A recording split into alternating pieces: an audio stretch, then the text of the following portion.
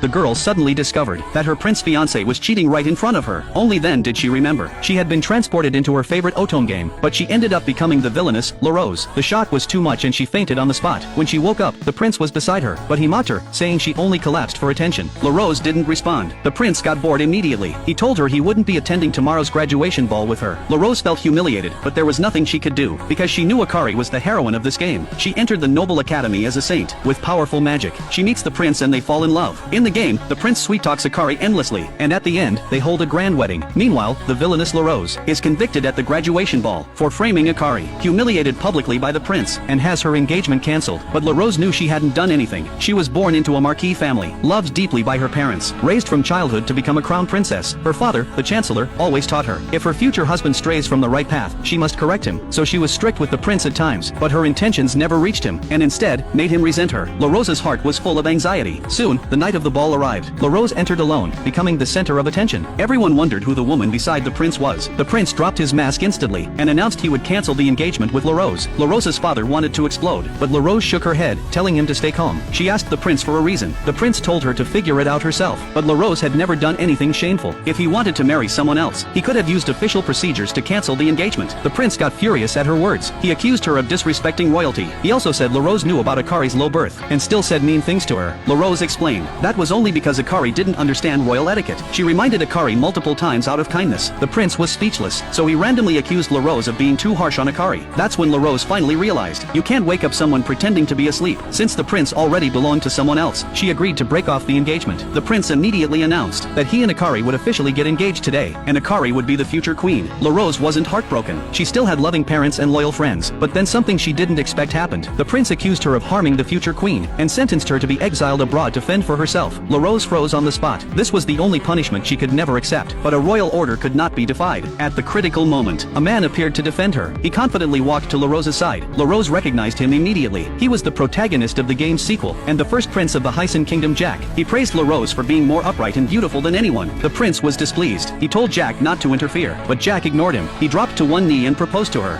私はあなたを手に入れたくて仕方なかった。ずっと前から。ずっと La Rose gladly accepted his proposal, but right then, Akari stepped forward and declared La Rose was mean and harsh, and didn't deserve to be with such a prince, and that she would never give Jack up to La Rose. Jack pulled his arm away in disgust. He scolded Akari for being the prince's fiancée, and still daring to cling to him. Akari froze in shock. Then Jack ordered the guards to take her away.